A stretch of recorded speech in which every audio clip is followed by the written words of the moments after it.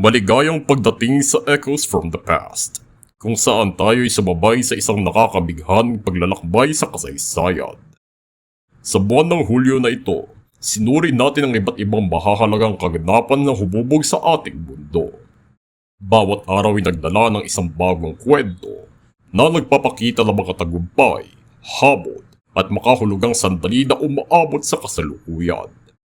Mula sa mga makabagong tuklas hanggang sa mga makasaysayang kilusad, ang ating paglalakbay ay pagdiriwang ng mayamang sining ng karanasan ng sangkatauhan.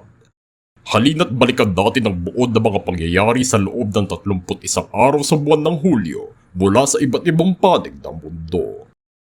Una ng Hulyo, taong 1947. Pormal na itinatag ang hukbong panghimpapawid ng Pilipinas o ang Philippine Air Force sa tulong ng Executive Order No. 94 na inihiwalay bilang sangay ng hukbong sandatahan ng Pilipinas. Nagsimula ang konsepto ng Air Force sa bansa isang siglo ang nakararaan, isang taon bago matapos ang unang digmaang pandaigdig sa tulong ng panukalang batas si dating Senate President Manuel L. Quezon upang buuin ang Philippine National Guard para paghandaan ang pagpasok ng Estados Unidos sa digmaan. Sasanayin ng mga unang piloto ng Pilipinas dito na karaniwang nakaatas upang magpadala ng kagamitan at mensahe gamit ang kanilang mga sasakyang panghimpapawid. Pagkakaroon ng isang hukbong panghimpapawid sa ilalim ng Philippine Constabulary Air Corps at paunti-unti ito magpapalakas, ngunit mauudlot ang pag-unlad nito nang kaharapin nila ang mga mananakop na Hapon sa ikalawang digmaang pandaigdig. Susubukin ng gyera ang galing ng mga piloto ng Air Corps at lalaban sila hanggang sa huli, kung saan karamihan sa mga piloto nito ay lumabad muli bilang mga gerilya hanggang sa katapusan.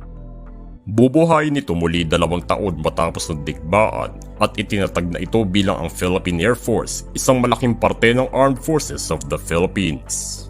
Papaunlarin palalo ng jet aircraft ang kakayahan ng hukbo at gagamitin ng mga ito para sa mga misyon laban sa insurhensya at pagtulong sa operasyon sa mga sakuna na aalalayan pa ng pagbabago ng teknolohiya at internasyonal na kolaborasyon. Patuloy ang pagpapaganda at pagpapalakas ng PAF dahil sa AFP Modernization Program at susuportahan pa nito ang seguridad ng bansa hanggang ngayon. Ikalawa ng Hulyo, taong 1973. Opisyal na pinasinayaan ng San Juanico Bridge, isa sa mga pinakamahabang tulay sa Pilipinas sa gitna ng mga isla ng Samar at Leyte sa Visayas. Parte ang tulay na ito ng Pan-Philippine Highway o ang Daang Maharlika na isang grupo ng mga daan at tulay na nagdudugtong sa Luzon, Samar, Leyte at Mindanao. Mula sa lungsod ng Tacloban sa Leyte hanggang sa bayan ng Santa Rita sa Samar, dumadaan ang tulay na ito sa San Juanico Strait sa haba ng mahigit 2 kilometro. Sinimulan ng konstruksyon 4 na taon bago ang inaugurasyon dito at pinasinayaan ni dating Pangulong Ferdinand Marcos sa ikalawa ng Hulyo, kasabay ng kaarawan ni dating First Lady Imelda Marcos. Tutulig sa inang ilang mga tao ang pagtatatag ng tulay na ito dahil napakababa ang bilang ng mga biyahe para sa mga ginastos sa pagpapatayo, ngunit uunlad din ang aktibidad sa 2 isla na pinagdudugtong nito kalaunan na tinutulungan na din ng mga sumunod na administrasyon. Nagbigay daan pa ito para sa pag-usbong ng turismo sa Tacloban, kung saan itinuturing ang San Juanico Bridge bilang isa sa mga pinakamalaking tourist destinations sa lungsod.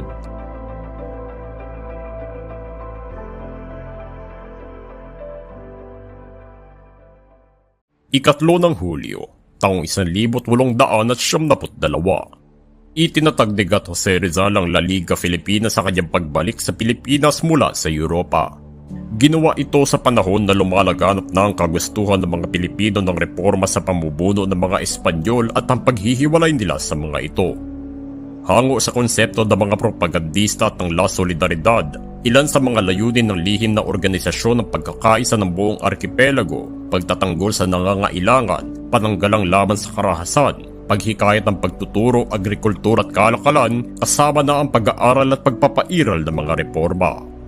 Ilan sa mga magiging miyembro nito ay sina Ambrosio Salvador, Deodato Aureliano, Andres Bonifacio, Apolinario Mabini, Domingo Franco at marami pang iba. Kasama sa mga layong ihandog ng liga ang mga serbisyo tulad ng pondo sa pagpapaaral at tulong legal, kabilang na din ng pagpapautang ng puhunan at pagpapatayo ng mga kooperatiba. Sa kasamaang palad dahil sa mga ginawa ni Rizal sa La Solidaridad, aarestuhin siya at ipapatapon sa dapitan. Titigil ang operasyon ng Liga habang wala si Rizal, ngunit bubuhay nito muli ni Franco at Bonifacio kung saan idedeklara nila ang pagsuporta sa La Solidaridad at ang mga reforma na ipinapanawagan ng pahayagan. Kalaunan ay naghiwalay sa dalawang pangkat ang organisasyon ng malapit na itong madiskubre at bubuuin ng mga konserbatibo ang Cuerpo de Compromisarios na ipinangakong suporta sa La Solidaridad at ang mga kasamahan naman ni Bonifacio ay itatatag ng isang bagong lihim na lipunan, ang Katipunan.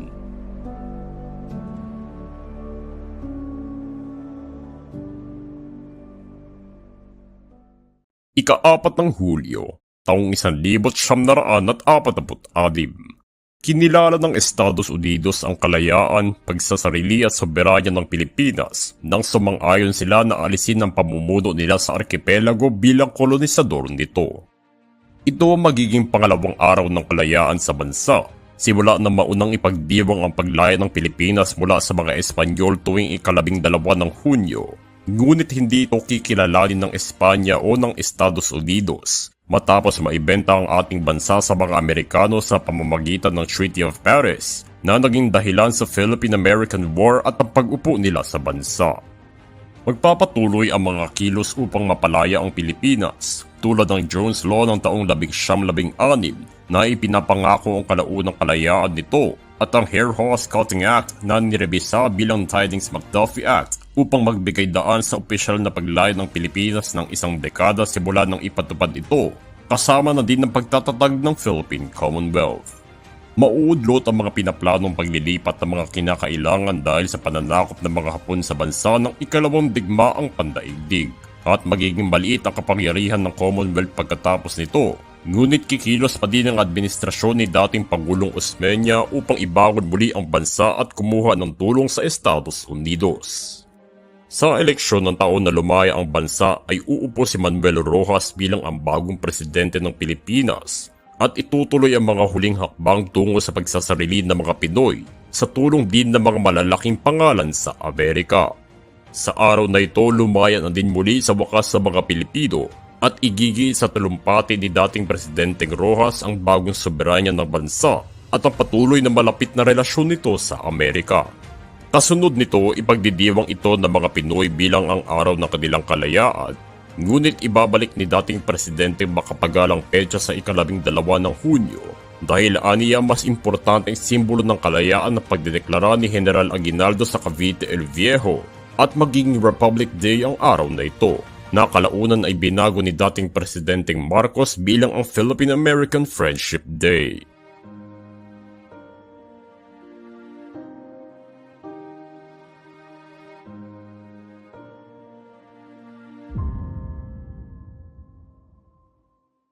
Ika-5 ng Hulyo, taong 1937. Ipinakilala ng Hormel Foods ang Spam sa pamilihan, ang sikat na delatang meat product na gawa sa giniling na baboy at hamon. Ginamit noon ng kasimo ang balikat ng baboy sa paggawa ng Spam dahil inaayawan nito ng mga mamimili sa katayan noong araw at naging mas matipid ito na sangkap para sa produkto na nagpasikat pa dito dahil sa mura na presyo at dali na inihahatid ng delata. Mahalaga ito noong panahon ng Great Depression sa Amerika pagkatapos ng unang digmaang pandaigdig, kung saan ibinebenta ito bilang isang karne na madaling ihanda sa pananghalian at panghapunan. Umusbong palalo ang pagiging tanyag ng delata dahil naging pagkain nito ng mga sundalo sa Amerika at Soviet Union sa ikalawang digmaang pandaigdig. Naitala ang pagkonsumo ng halos 50 milyong kilo ng Spam sa magdadaan na digmaan, sa kabila ng maraming mga reklamo mula sa mga sundalo na kinakain nito ng 3 beses sa isang araw at naibenta pa mahigit sa 1 bilyong mga lata nito pagkatapos ng giyera. Lumaganap pa ang delata sa iba't ibang mga bansa sa mga sumunod na taon at naging regular na pagkain din ito noong Korean War at Vietnam War na nagbigay daan upang malaman pa ng ibang mga nasyonalidad ang produktong ito, kaya't sisikat din ito sa Korea, Hawaii at Pilipinas. Ang kasikatan ng Spam ay pumasok pa sa pop culture at mga salita na ginagamit natin ngayon, dahilan kung bakit tinatawag na Spam ang mga email na walang katuturan. Hango sa isang skit kung saan ipinapakita na palaging lumalabas at hindi nawawala ang delatang produkto.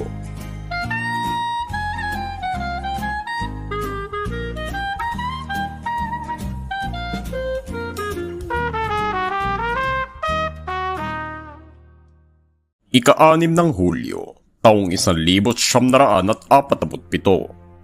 Sumailalim na sa produksyon ng Avtomat Kalashnikova o mas kilala bilang ang AK, ang pinakasikat na rifle sa buong daigdig dahil sa dalas ng paggamit ito hanggang sa ngayon ng mga sundalo at armadong grupo.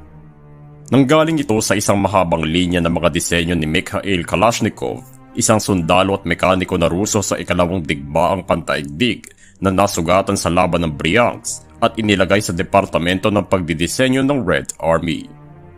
Nais ni Kalashnikov na makagawa ng sandata na magaan, mura, madaling gamitin at matibay upang makapagpaputok ito ng sunod-sunod habang gumagamit ng mas malakas na amunisyon dahil sa pagkatalo nila sa Bryansk at ang mga hinaing ng kanyang mga kasamahan sa mababang kalidad na mga baril na kanilang ginagamit. Ang mga makabuluhan niyang mga iginuhit na plano ay nagpahintulot pa sa kanya na gumawa pa ng iba't ibang mga armas na nagbigay daan upang mabuo ang AK. Ngunit papasok lamang ito sa produksyon 2 taon matapos ang digmaan at mangangailangan pa ng 2 pang taon ulit bago ito opisyal na gamitin ng Red Army. Papatunayan ng AK ang tibay at dali ng paggamit nito nang ibase pa dito ang mga sumunod pang gagawin ng mga rifle ng Rusya, kabilang na din na matunghayan ng paglabas nito sa iba't ibang parte ng daigdig, hindi lamang sa mga Ruso at ibang mga militar, ngunit sa mga lugar din ng insurhensya at terorismo. Naging simbolo din ito ng himagsikan para sa mga bansa na ginamit ang AK para sa kanilang kalayaan at ilalagay nila ito sa kanilang mga escudo de armas at bandila. Sa kabila ng mga ito, hindi pinagsisihan ni Kalashnikov ang mga karahasan na dulot ng kanyang imbensyon dahil aniya gusto lamang niya na gumawa ng armas na makakapagtanggol sa kanyang bansa. Magiging tatak pa din ng AK sa mundo bilang isa sa mga pinakakilala at maimpluwensyang baril sa kasaysayan ng daigdig mula sa paggawa nito hanggang sa kasalukuyang panahon.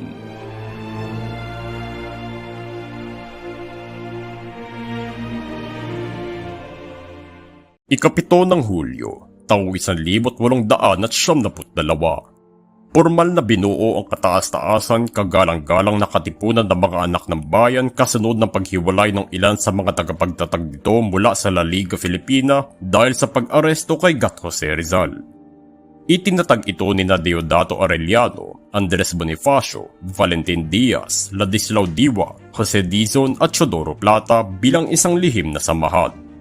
Umusbong ito sa pagkatanto ni Bonifacio na walang mangyayari sa pagsasagawa ng mga mapayapang reforma sa ilalim ng rehimen ng mga Espanyol na kanyang nasaksihan sa paghiwalay ng liga sa 2 pangkat, ang Cuerpo de Compromisarios na hinihiling pa din ng diplomasya, kaya't naging pakay nila na palayain ang bansa gamit ng isang armadong himagsikan.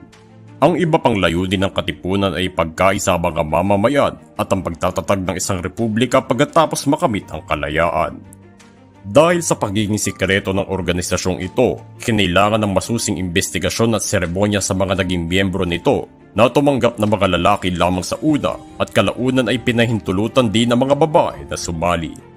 Pinaghandaan nila ng 4 na taon na pag-aklas laban sa Espanya sa pamamagitan ng pagkalat ng dagdag na miyembro at armas. Hiniling din ni Bonifacio ang suporta ni Rizal para sa planong ito, ngunit siya'y tinanggihan dahil ani Rizal, hindi pa handa ang Pilipinas para sa ganitong uri ng pagbabago. Kasunod nito ang unti-unting pagkadiskubre ng mga otoridad sa organisasyon. Maraming mga tinitingnang dahilan kung paano ito nangyari, mula sa pagsumbong ng isa nilang kasapi sa mga otoridad dahil sa isang sigalot sa grupo, at ang mga iba din na nagsasabing sinadya ito ni Bonifacio upang maganap na ang rebelyon. Sinimulan na ng opisyal ang himagsikan ng katipunan laban sa mga Espanyol nang punitin nila ang kanilang mga sedula. Matarik ang daan na kanilang tinahak sa mga sumunod na laban dahil sa lakas ng puwersa ng kanilang katunggali at nagkaroon pa ng biyak sa grupo sa mga huling taon ng revolusyon na naging dahilan ng pagbitay kay Bonifacio. Itinuloy ng hiwalay na pangkat ni Aguinaldo ang laban sa Espanya hanggang sa maideklara ang kalayaan sa ika-12 ng Hunyo, 6 na taon mula nang itatag ang katipunan. Mabubuwag ito ng tuluyan kasabay ng pagbagsak ng unang Republika ng Pilipinas dahil sa sumunod na Philippine-American War, ngunit inaalala pa din ito hanggang ngayon bilang isa sa mga makabayang grupo na nangahas na lumaban mula sa siglo-siglong kapit ng kolonisador sa bansa.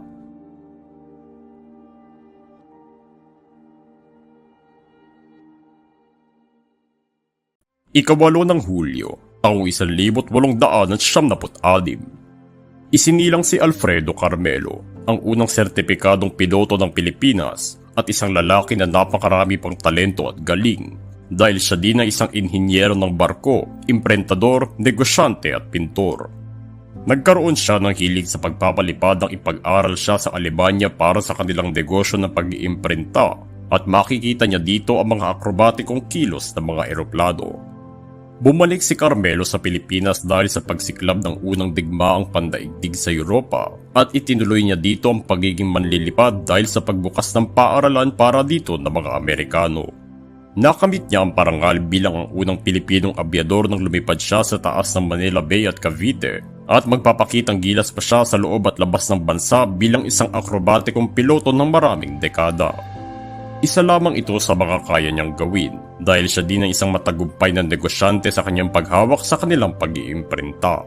Kinahiligan din niya ang mga sasakyang pandagat sa kabuuan ng kanyang buhay at kalaunan na ito ay magiging paksa ng kanyang mga obra matapos siya magretiro sa pagpapalipad na kinilala din sa lokal at internasyonal na madla.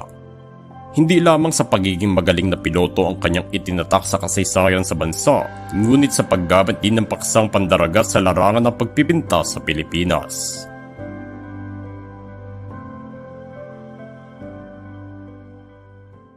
Ika-9 ng Hulyo, taong 1762. Umupo si Catherine the Great bilang ang emperatris ng Imperyo ng Rusya matapos niyang patalsikin ng kanyang asawa na si Peter III sa pamamagitan ng isang kudeta. Kikilalanin pa siya sa kanyang mga malawak na adhikain, talino at isang maimpluwensyang pamumuno na nagpalakas ng Rusya sa Europa. Pinakasalan niya si Peter III bago pa ito maging emperador ng bansa, ngunit bakas na dito ang kanilang hindi magandang samahan na dinagdagan pa ng kakaibang ugali ni Peter at ang mga panukalang pulisiya at reforma na binaliwala ang kapakanan ng bansa.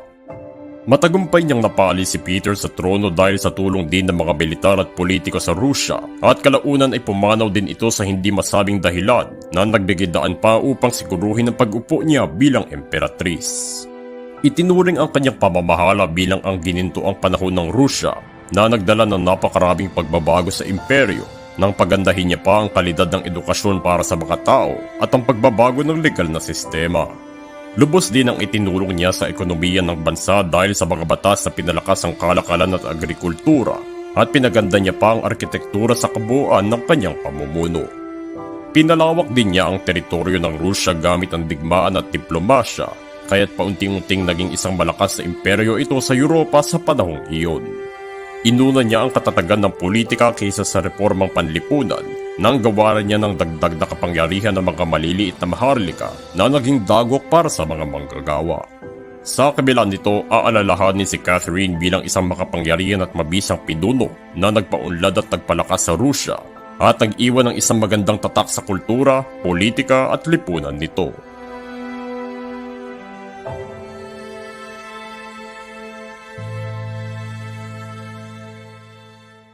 Ika-10 ng Hulyo, taong 1940. Nag-umpisa ang Battle of Britain, isa sa mga mahalagang laban ng ikalawang digmaang pandaigdig kung saan naglaban ng Royal Air Force ng Britanya at ang Luftwaffe ng Alemanya. Minarkahan nito ang pinakaunang malakihang laban ng militar gamit lamang ng kanilang mga hukbong panghimpapawid. Sinubok nito ang tibay at lakas ng Royal Air Force at hinamon ang inaasahang mabilis sa paggapi ng Luftwaffe sa kanila na nagpasya ng kinahinatnan ng digmaan at ipinakita sa mundo na kayang matalo ang Alemanya. Simula pa lang sa pagsiklab ng gyera, pinaramdam na ng Nazi Germany na sila ang may pinakamalakas na hukbong panghimpapawid sa buong mundo na tumulong upang bumagsak sa kanilang mga kamay ang Poland, Denmark, Norway, Netherlands, Belgium, Luxembourg at France. Pagkatapos sa mga ito, pinaling ni Adolf Hitler ang kanyang atensyon sa Britanya upang siguruhin niya ang paggapi sa Europa. Ngunit minaliit niya ang kanilang bagong punong ministro na si Winston Churchill na tinuligsa ang anumang uri ng pagsuko. Inilunsad ng Alemanya ang mga pambobomba sa Britanya sa araw na ito, subalit wala itong masyadong ginawa kahit nag-iba sila ng mga lokasyon na tinira dahil sa epektibong mga eroplano at galing na mga kalaban nilang piloto. Paunti-unti ding binomba ng Luftwaffe ang kalupaan ng bansa sa araw at gabi para mawalan ng pag-asa ang mga mamamayan dito, ngunit kinontra pa din ito ng mga Briton na nagdulot ng pag-atras sa mga Aleman sa Oktubre ng parehong taon dahil sa malaking kawalan ng kanilang mga puwersa. Pinigilan ng tagumpay na ito ang pagsakop ng Alemanya sa Britanya at binuksan ng pagkakataon na gawing base ng operasyon ng bansa upang tulungan ng mga ally sa Europa, kasabay na din ang pagiging dagok sa hukbong panghimpapawid ng Alemanya na nakaapekto ng lubos sa kanilang mga sumunod na laban.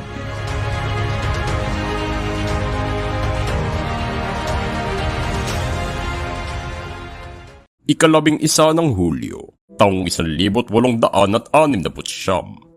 Ipinanganak si Pio Valenzuela, isang Pilipinong manggagamot at isa sa mga importanteng tao sa himagsikan ng Pilipinas laban sa Espanya. Isang estudyante pa lamang siya ng medisina sa Universidad ng Santo Tomas nang salihan niya ang Katipunan at palihim niya pang itinatag ang mga dagdag na sangay ng organisasyon sa Burong at Bulacan. Siya ang inatasan ni Bonifacio upang imbitahan si Jose Rizal na sumali sa Katipunan at ang plano nitong palayain ng bansa gamit ang armadong revolusyon. Ngunit tinanggihan lamang ito ni Rizal dahil adya, hindi pa handa ang bansa para biglaang magbago ng pamumuno at dapat na unahin muna ang edukasyon at kaliwanagan upang makamit ang kaunlaran. Tinulungan din niya si Emilio Jacinto na itatag ang kalayaan, ang pahayagan ng Katipunan sa pamamagitan ng mga ipinuslit na materyales sa Diario de Manila. Isa siya sa mga tumanggap ng amnestiya na inalok ng gobyerno ng Espanya dahil sa kasunduan ng Biak na Bato at ipinatapon siya sa Espanya at Africa kung saan nanatili siya doon ng 2 taon. Nabilanggo muli siya sa sumunod na pananakop ng mga Amerikano dahil siya daw ay isang radikal na propagandista. Nagsilbi naman siya bilang alkalde ng munisipalidad ng Polo ng 1 taon at kasunod nito ay naging gobernador siya ng Bulacan ng 4 na taon. Isinulat niya ang mga kwento ng kanyang buhay ng pagiging revolusyonaryo, ngunit mayroong mga mananalaysay na sinusuri pa din ang kalidad ng mga ito dahil may mga detalyeng hindi magkakatugma sa iba pa mga nakatalang kasaysayan. Pumanaw siya sa edad na 86 at pinalitan ng pangalan ng munisipalidad ng Polo bilang Valenzuela sa ngalan niya at kalaunan ay ito'y naging isang lungsod.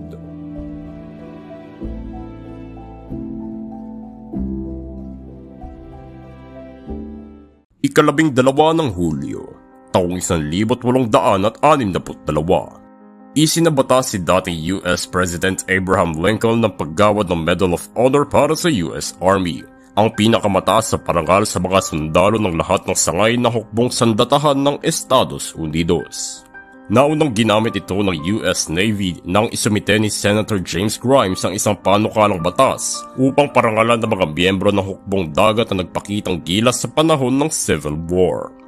Ilang buwan lamang ay binuo ang isang resolusyon para magkaroon din ng Medal of Honor ang US Army at naisabatas ito ni President Lincoln. Ginawa itong permanente sa sumunod na taon at pwedeng igawad sa lahat ng miyembro ng hukbo ng Estados Unidos. Bilang pinakamataas sa parangal na pwedeng ibigay sa mga pinakamatapang, iginagawad ito sa mga nagbuwis ng kanilang buhay para lumaban sa kanilang bansa.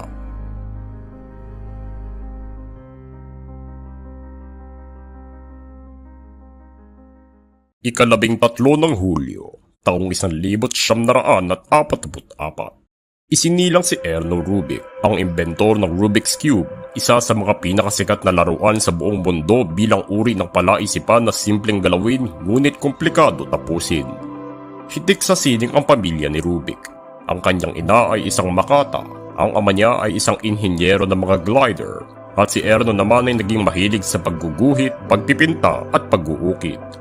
Ang mga hilig na ito ay naging mga salik na nagbigay daan upang tubungo siya sa paggawa ng kanyang imbensyon. Bilang isang propesor sa pagdidisenyo, pinag-aralan niya ang mga modelo ng geometriya at ginamit ang pinakaunang Rubik's Cube na gawa sa kahoy upang gamitin sa pagtuturo. Nahirapan din siya sa pagkakalikot dito, ngunit nakita niya ang potensyal nito bilang isang laruang palaisipan na pwedeng magamit sa pag-aaral. Pumatok ang Rubik's Cube nang pasukin nito ang pamilihan sa dekada 80 at nakabenta ng mahigit 100 milyong mga produkto sa unang 3 taon nito. Ngunit bumagal ang kasikatan nito bago magdekada 90 nang naging tanyag muli ang laruan sa bagong henerasyon ng mga manlalaro.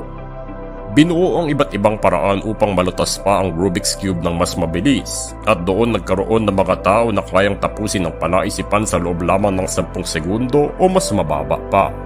Sa kasalukuyang panahon, ito pa din ang isa sa mga pinakasikat na laruan sa mga taong mahilig sa palaisipan, kasama na din ang pag-usbong ng iba't ibang uri ng Rubik's Cube. Ang simpleng imbensyon ni Rubik ay naging isa sa mga pinakamasalimuot na libangan, ngunit naging katibayan nito kung ano pa ang kayang gawin ng tao upang maiungkat ang kapakinabangan ng isang bagay.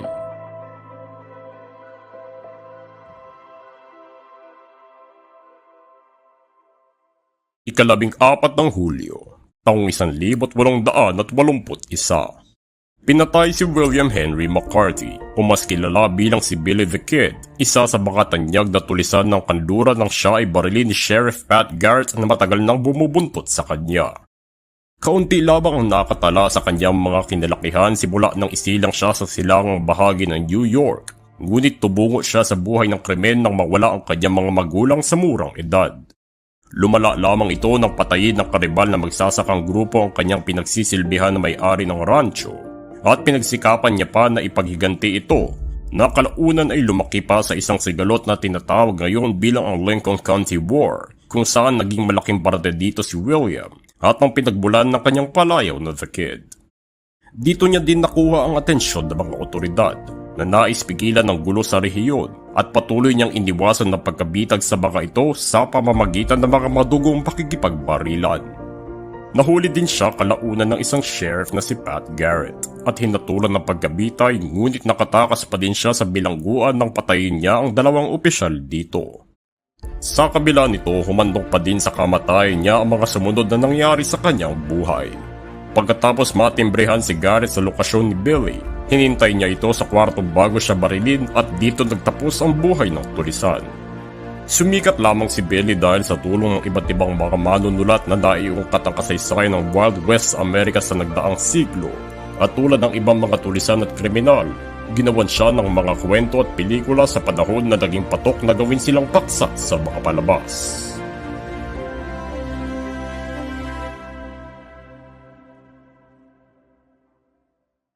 Ika-15 ng Hulyo, taong 1975.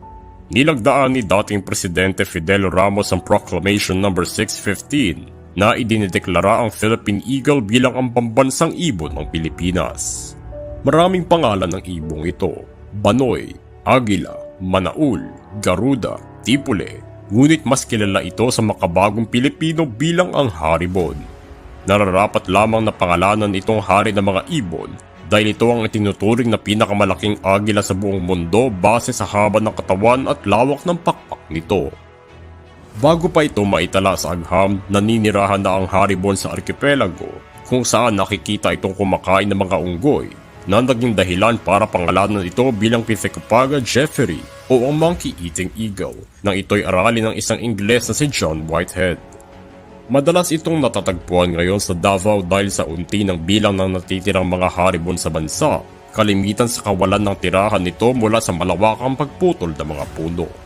Makikita ito sa halos 12 tatak ng bansa, kasama na din sa 50 sentimo noong araw, at ngayon ay makikita ito sa bagong papel ng 1,000 piso.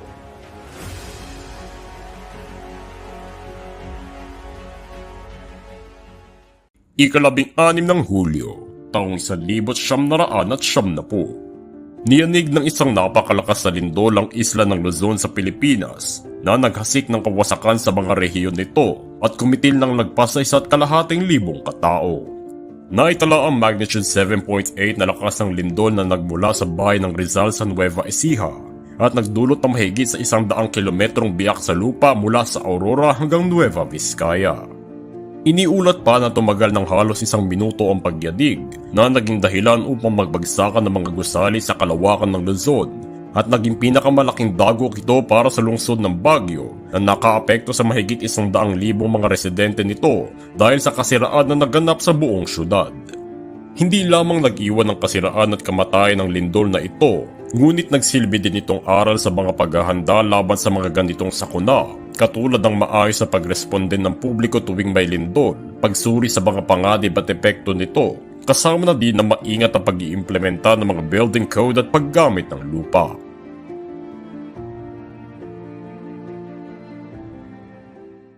Ika-17 ng Hulyo, taong 1955. Opisyal na binuksan sa unang pagkakataon ng Disneyland, isang theme park na nakabase sa mga gawa ng kumpanya ng Disney. Ito ay dinisenyo ni Walt Disney para itayo malapit sa Los Angeles dahil nais niyang maging makabuluhan nito sa pag-aaral at kaaliwan ng mga bata at matatanda. Ang ganitong mga plano ay naisip dahil sa tagumpay ni Disney na pasikatin ng kanyang mga animasyon, simula na magawa ang Steamboat Willie at Snow White and the Seven Dwarfs. Sinimula ng pagtatayo nito isang taon bago ito buksan sa Anaheim, California, at pinadala ang mga natatanging imbitasyon para sa mga pwedeng dumalo dito. Ngunit pineke ang pass na ito at libo-libong hindi imbitado ang dumating sa Disneyland. Hindi naging handa ang liwasan sa dami ng tao na bigla ang dumating at nagkaroon pa ng mga aberya tulad ng pagkaubos ng pagkain at tubig. Sa kabila nito, nakabangon muli ang Disneyland at itinayo pa mga dagdag na atraksyon dito at ang mga kaganapang itinatanghal na patuloy na umaakit sa mga pamilyang nais bisitahin ng theme park.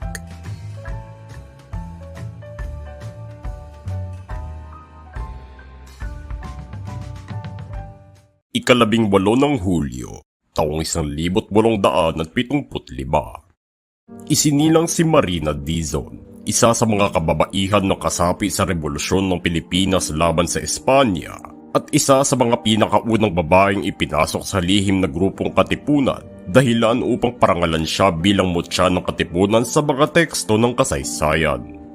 Si Emilio Jacinto ay ang kanyang pinsan, ang kinikilalang utak ng katipunan, kaya't nagkaroon siya ng oportunidad upang makasali dito. Sinamahan siya ni Jacinto sa isang bahay upang formal na tanggapin bilang kasapi sa harap ng mga opisyal na babae ng grupo, at mula dito naging tungkulin niya na din ang pamumuno ng pagtanggap ng mga bagong babaeng miyembro, pagtatago ng mga tala at ang pagtuturo ng konstitusyon ng katipunan. Nang madiskubre ang organisasyon, sinunog niya ang mga talaan ng katipunan para hindi ito madiskubre ng mga Espanyol at patuloy pa siyang nagtago hanggang sa makamit ang kalayaan ng Pilipinas at iniwasan naman niya ang mga Amerikano na sumunod na sumakop sa bansa. Nabiyuda siya sa ikalawang digmaang pandaigdig at pumanaw sa edad na 75, mahigit 5 taon pagkatapos ng giyera.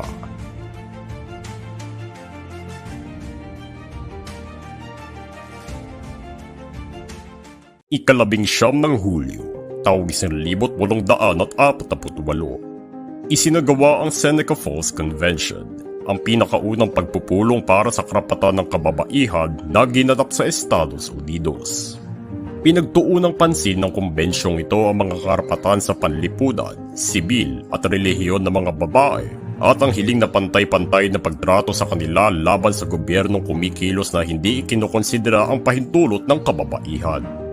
Idinitalye pa ang kanilang mga hinaing sa pamamagitan ng kasulatan ng Declaration of Sentiments na naglalaman ng mga hindi makatarungang karanasan ng mga babae, kabilang na ang kakulangan sa edukasyon, oportunidad sa trabaho, pagmamay-ari ng lupa at karapatang bumoto sa halalan. Marami sa mga resolusyon na iminungkahi ng kumbensyon ay naipasa, liban lamang sa karapatan ng pagboto na nagbigay daan para sa women's suffrage movement. Naging batayan ng Seneca Falls Convention para ilaban ang karapatan ng babae sa iba't ibang parte ng mundo simula nang ito'y ganapin halos 2 siglo ang nakararaan.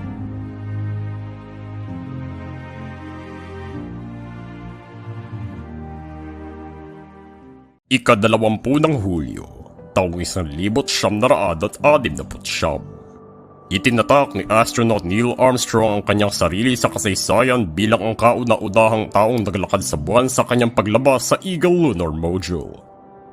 Nag-ugat ito sa pahayag ni dating US President John F. Kennedy na sinubok ang buong Estados Unidos upang abutin ang buwan bago matapos ang dekada dahil sa nagaganap na space race laban sa Soviet Union, dahilan upang pagsikapan ng NASA ang pagsasaliksik para dito. Sa kabila ng mga kinaharap na pagsubok, aberya, sakuna, lumipad sila Neil Armstrong, Edwin Aldrin Jr. at Michael Collins mula sa Kennedy Space Center sa ika-16 ng Hulyo at matapos ang 76 na oras nakalapag sila sa buwan. Sa mga kataga ni Armstrong, ito ay isang maliit na hakbang para sa isang tao, ngunit ito ay isang malaking lundag para sa sangkatauhan dahil ito ay isang napakalaking tagumpay sa pagsasaliksik bilang isang simbolo ng mga taon na ginugol para sa pag-unlad sa larangan ng agham. Ligtas din silang nakabalik sa daigdig pagkatapos nito at nakita ng mga tao ang pagwawaging ito sa buong kasaysayan ng mundo na nagbigay daan pa sa iba pang makakaunlaran sa agham.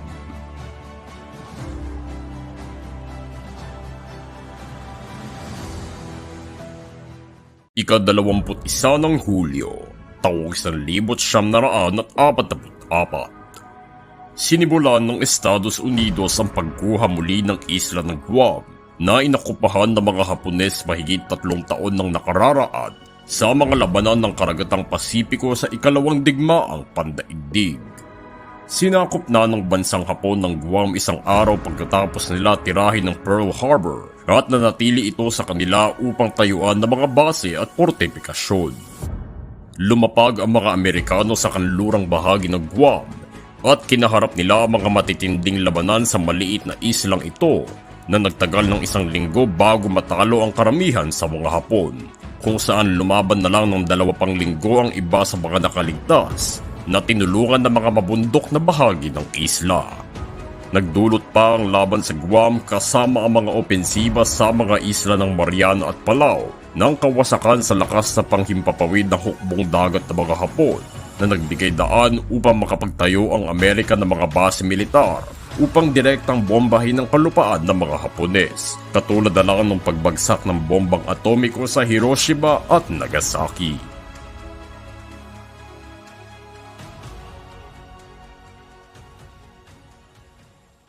Ika-22 ng Hulyo, taong 1971. Matagumpay na nahuli ng mga otoridad si Jeffrey Dahmer, isa sa mga pinakamalalang serial killer sa buong mundo, nang puntahan ng mga ito ang kanyang bahay matapos makatakas ang isa sa kanyang mga biktima.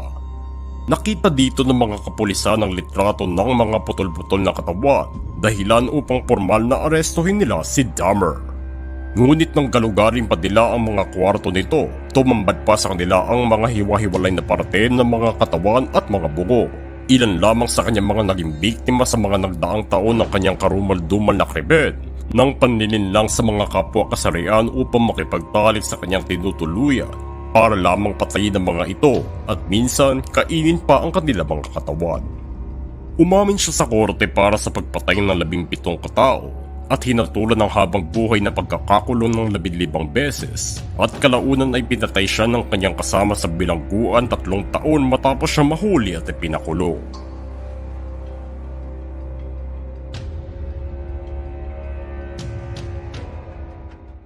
Ika-23 ng Hulyo, taong 1975. Nadiskubre ang Comet Hale-Bopp ni Alan Hale at Thomas Bopp bilang ang pinakamalayong kometa na natagpuan ng hindi profesional na astronomo. Namataan nila ang kometang ito sa magkaibang parte ng Amerika at isinumite ang kanilang mga obserbasyon sa International Astronomical Union. Kinabibiliban ng mga iba pang astronomo kung gaano kaliwanag ang kometang ito kahit sa layo nito mula sa daigdig, dahil ito lamang ang isa sa mga pinakamaliwanag na kometang pumasok sa solar system na mahigit 1,000 beses pa ang tingkad kung ikukumpara sa Halley's Comet. Naitala ang pinakamalapit na pagdaan nito sa daigdig 2 taon nang madiskubre ito at makikita ito ng walang teleskopyo sa hilagang hilihid ng mundo ng mahigit 18 buwan.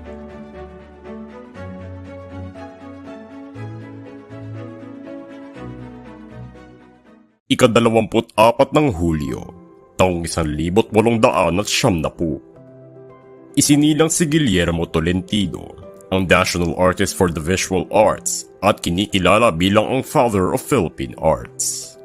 Siya ang nag-ukit ng oblation, ang sikat na simbolo ng Universidad ng Pilipinas na kinomisyon ni dating University President Rafael Palma at inilagay sa Manila Campus bago ito inilipat sa Diliman para sa 4 na dekadang anibersaryo ng institusyon.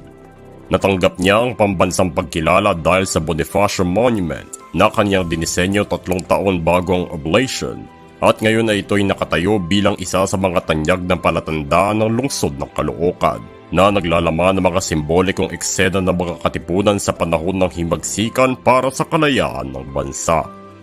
Ilan pa sa kanyang mga gawa ang mga itsura ng mga kilalang tao sa kasaysayan ng Pilipinas at mga presidente, kasama na din ang pagdisenyo para sa medalya ng Ramon Magsaysay Awards at ang mga selyo ng Republika ng Pilipinas.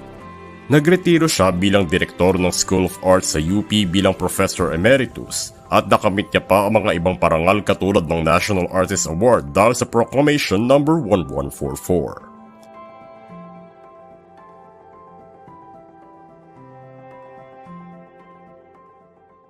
Ika-24 ng Hulyo, taong 1890. Isinilang si Guillermo Tolentino, ang National Artist for the Visual Arts at kinikilala bilang ang Father of Philippine Arts. Siya ang nag-ukit ng oblation, ang sikat na simbolo ng Universidad ng Pilipinas na kinomisyon ni dating University President Rafael Palma at inilagay sa Manila Campus bago ito inilipas sa Diliman para sa 4 na dekadang anibersaryo ng institusyon. Natanggap niya ang pambansang pagkilala dahil sa Bonifacio Monument na kanyang dinisenyo 3 taon bago ang oblation, at ngayon ay ito'y nakatayo bilang isa sa mga tanyag ng palatandaan ng lungsod ng Caloocan na naglalaman ng mga simbolikong eksena ng mga katipunan sa panahon ng himagsikan para sa kalayaan ng bansa. Ilan pa sa kanyang mga gawa ang mga itsura ng mga kilalang tao sa kasaysayan ng Pilipinas at mga presidente, kasama na din ang pagdisenyo para sa medalya ng Ramon Magsaysay Awards at ang mga selyo ng Republika ng Pilipinas. Nagretiro siya bilang direktor ng School of Arts sa UP bilang Professor Emeritus at nakamit niya pa ang mga ibang parangal katulad ng National Artist Award dahil sa Proclamation No. 1144.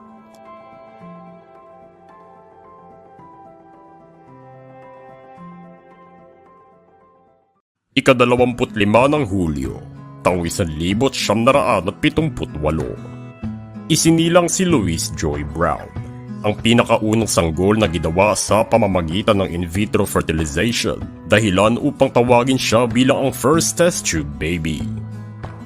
Bago pa isilang si Luis, dumadanas na ng pagkabaog ang kanyang ina dahil sa mga nakaharang nitong fallopian tube, kaya't sumailalim siya sa experimental na IVF procedure, kung saan pinagsama ang egg cell niya at ang sperm cell ng kanyang asawa sa labas at itinanim sa kanyang matris. Naging kontrobersyal ang pagbubuntis na ito sa mundo dahil sa mga legal at etikal na tanong na lumabas sa ganitong paraan nang malaman ng mga pahayagan ng procedure. Ngunit ngayon ito ay isang karaniwang solusyon sa pagkabaog dahil daang-daang libong mga sanggol na sa buong mundo ang matagumpay na isinilang dahil dito. Sa ganitong paraan din isinilang ang kapatid ni Luis na si Natalie, at kalaunan ay siyang naging pinakaunang IVF baby na nakapagsilang ng sariling anak sa natural na paraan, na pinawi ang mga kuro-kuro sa mga isyu na kinakaharap ng mga ipinanganak gamit ng IVF.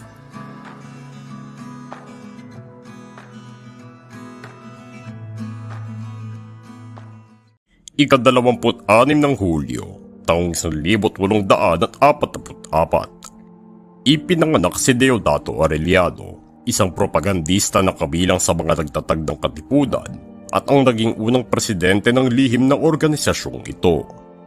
Bago pa man siya maging miyembro sa Katipunan, sumali si Arellano sa kilusan ng propaganda na itinatag ng kanyang bayaw na si Marcelo del Pilar, at responsibilidad niya ang pagpapakalat ng mga materyales ng grupo katuwang ni Gregorio del Pilar, ang pamangkin ni Marcelo, kasama na din ang pangangalap ng pondo para sa mga miyembro nitong nasa Espanya. Ngunit nabuwag agad ang kilusang ito nang di umano'y nawaldas ang kanilang pera, dahilan upang ituloy ni Gat Jose Rizal ang kilusan sa pamamagitan ng pagtatag ng La Liga Filipina na hindi din nagtagal dahil sa kanyang pagkaaresto. Sa araw na ipinatapon si Rizal sa dapitan, nagpasya sila Arellano, Bonifacio at iba pang mga dating miyembro ng Liga na buuin ng Katipunan. Ginawang presidente si Arellano ng asosasyon at ang mataas na lupod, at nagtagal lamang siya ng ilang buwan nang palitan siya ni Roman Basa, ngunit itinuloy pa niya ang pagtatrabaho para sa grupo kung saan nagtatag pa siya ng mga konseho sa Bulacan. Hindi pa din klaro ang naging kinahinatnan ni Arellano sa mga huling araw ng kanyang buhay dahil mayroong mga naniniwala na siya ipinagkanulo ng mga kasamahan niyang nahuli at siya'y namatay sa pagpapahirap. Ngunit mayroong din mga nagsasabi na sumama siya kay General Gregorio del Pilar hanggang sa kanyang kamatayan sa kabundukan ng Bontoc.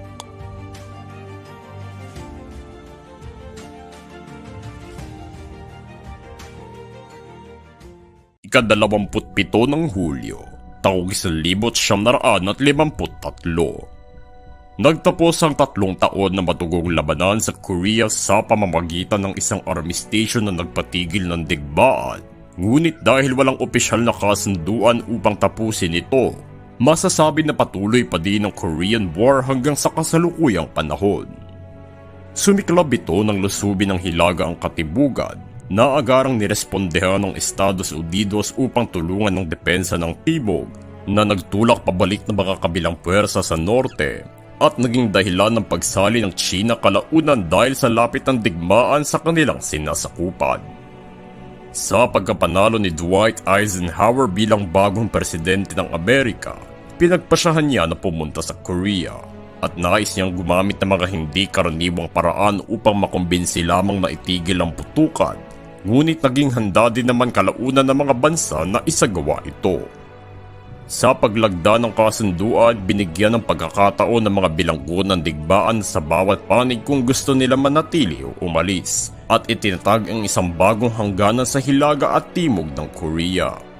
Hanggang ngayon, ang harang na ito ay nagdudulot ng tensyon at ang dekadang hindi maayos na kaugnayan sa dalawang Korea ang nagiging dahilan para dito.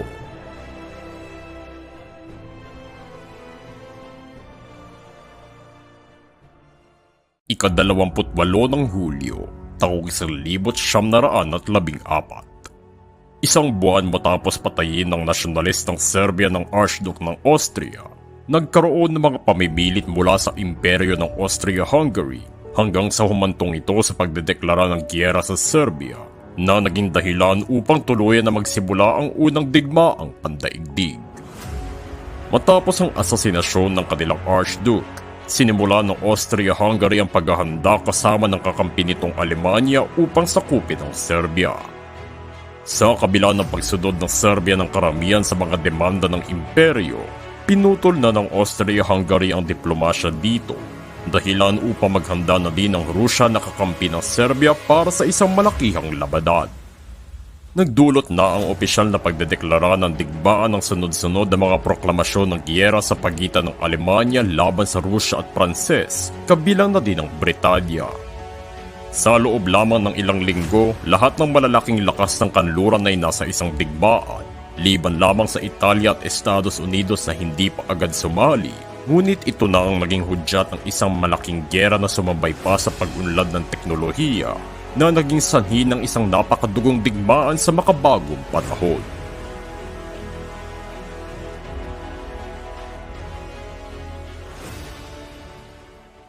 Ika-29 ng Hulyo, taong 1958. Ipinasa ng Kamara ng Estados Unidos ang lehislasyon upang itatag ang National Aeronautics and Space Administration, isang sibilyang ahensya na responsable para sa mga aktibidad ng bansa sa kalawakan. Mula noon, pinapasinayaan ng NASA ang mga ekspedisyon sa labas ng daigdig na nagdala ng mga importanteng impormasyon sa sistemang solar at sansiduko, kasama na din ng pagpapadala ng mga satellite sa paligid ng mundo upang tulungan ang pagbabasa ng panahon, nabigasyon at pandaigdigang komunikasyon. Binuo ito bilang sagot sa pagpapalipad ng Soviet Union ng kanilang unang satellite na ginulat ang Amerika at nagpasiklab pa ng mga takot na maaaring makapagpadala na ang mga ito ng nuclear missile sa kanilang bansa, dahilan upang agaran nilang respondehan ito, kasama na din ng paniniguro ng kanilang pinagmamalaking karangalan bilang pagiging tuktok ng teknolohiya na nagsimula ng US-Soviet space race. Nauna nang nagpalipad ng mga satellite ang US bago pa itatag ang NASA, at sa kabila ng mga aberya na pagtagumpayan nila ito, kaya't opisyal na ginawa ng isang ahensya para sa mas malalim na pananaliksik ukol dito. Sa kabila ng mga matarik na daan na kanilang tinahak na pagwagian ng NASA na magpadala ng tao sa buwan at makagawa ng iba pa mga pag-usbong sa paggalugad ng kalawakan, kabilang na din ang pagtatayo ng International Space Station.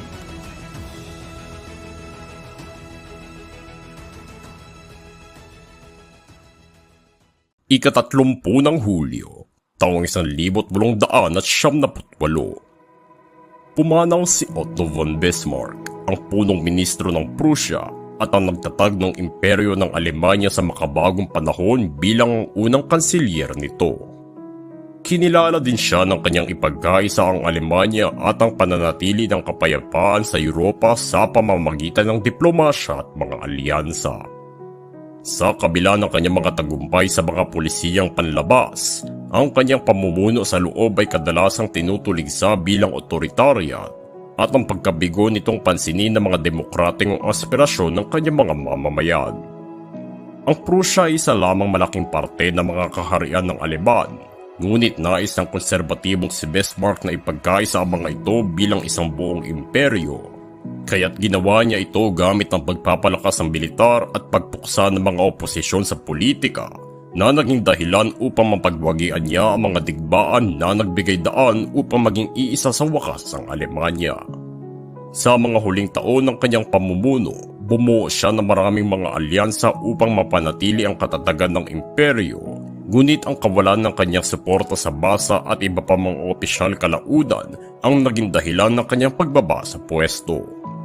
Sa kabila nito, kinikilala pa din siya sa kasaysayan bilang ang ama ng makabagong Alemanya.